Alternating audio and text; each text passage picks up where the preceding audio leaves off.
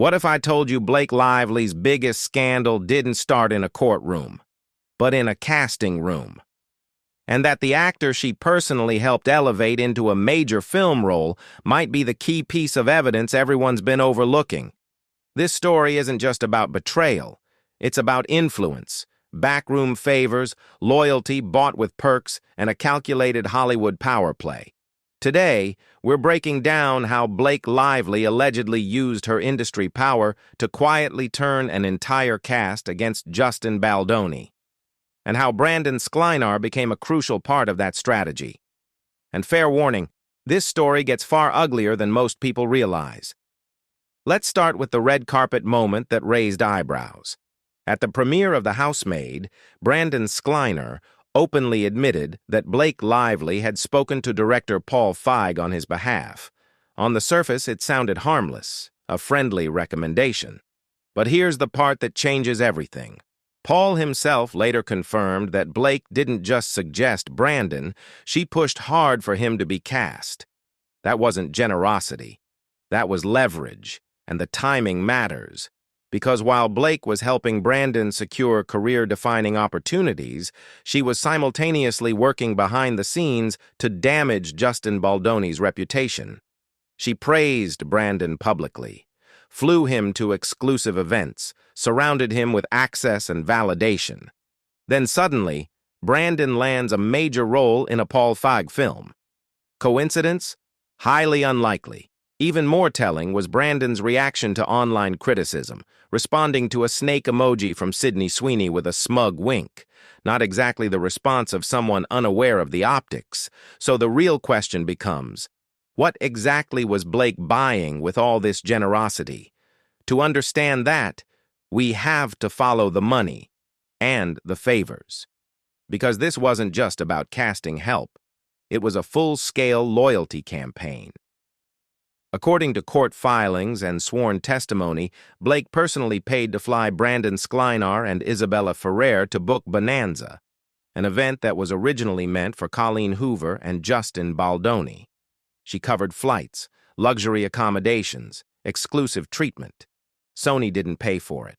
Blake did. Producer Alex Sachs later testified that Blake used this event strategically, isolating Colleen Hoover and unloading a barrage of accusations about Justin, painting him as dangerous and untrustworthy.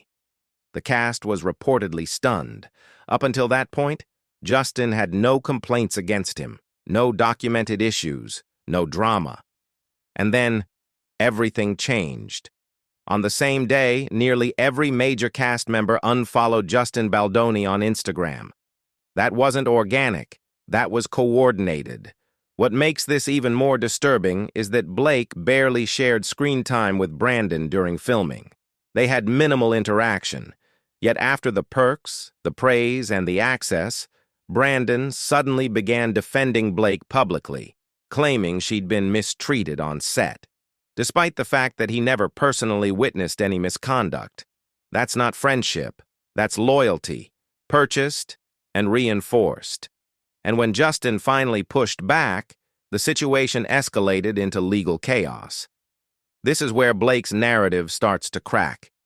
In newly unsealed deposition transcripts, Blake's legal team claimed Justin told Brandon something along the lines of, "I can't say anything on this set anymore or I'll get canceled." Justin flatly denied ever saying that. He testified that it didn't even sound like something he would say. So where did the quote come from? According to Justin, it was third-hand gossip. Brandon allegedly told Jenny Slate, who then repeated it, and somehow it transformed into courtroom fact. That matters because Justin wasn't some powerless employee. He owned the production company. He was the director. The idea that he was whispering in fear on his own set makes no sense, and the court record reflects that. Even more damaging for Blake's case, witnesses could not confirm that any alleged discomfort on set was related to gender, a critical element of her legal argument. Hugs occurred with both men and women. Wardrobe comments involved an oversized fleece onesie. Claims of unscripted nudity were tied to a childbirth scene. Court filings literally described those allegations as absurd, noting that people don't wear pants during childbirth scenes. There were no HR complaints, no contemporaneous reports, only accusations made after Blake lost creative control of the film, and that's when the motive becomes clear. This was never about safety. It was about power. Because while the public focused on Blake's victim narrative, she was quietly executing a takeover of "It Ends With Us." And she succeeded. Her offer letter demanded mutual approval over the film's co-lead, director, and even hair and makeup staff, giving her veto power over anyone she didn't like. But here's the real move. In the event of a tie, final decision-making authority went to the producers. So Blake flipped the producers. She pushed for Alex Sachs to be elevated to equal status with Justin's longtime producing partner, Jimmy Heath. Then she brought in heavyweight producer Todd Black to tip the balance permanently in her favor. Justin was outnumbered. He lost tie-break authority. He lost producer control. And Blake gained full power over post-production. She then pushed for her version of the film, the same cut she promoted during Book Bonanza, to be the one released. Her loyal cast promoted it. Justin was silenced. This wasn't empowerment, it was a hostile takeover. And once Blake had full control, she launched the lawsuit. Which brings us to Ryan Reynolds. Because he wasn't just watching from the sidelines. Ryan Reynolds isn't just Blake's husband, he's her PR amplifier. While Blake fought Justin in court, Ryan monetized controversy. After Quentin Tarantino publicly criticized Matthew Lillard, Ryan quickly cast him in a Mint Mobile ad, turning the insult into a joke to sell phone plans. This pattern isn't new. He previously capitalized on celebrity cheating scandals to sell products. Pain, controversy, humiliation, all fair game for profit.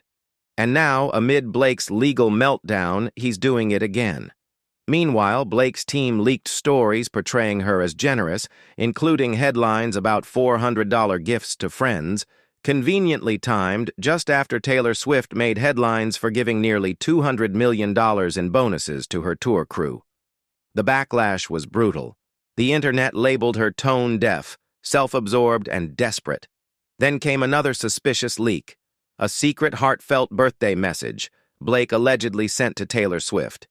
If it was private, why did the press know about it? Taylor didn't respond, didn't acknowledge it, and sources confirmed Blake still has Taylor's number, meaning this wasn't about reconciliation. It was optics. And people aren't buying it anymore, especially now that Wayfarer Studios' legal team is fired back. In their response, they dismantled Blake's claims line by line. No evidence of gender-based misconduct, no documentation, no consistent testimony.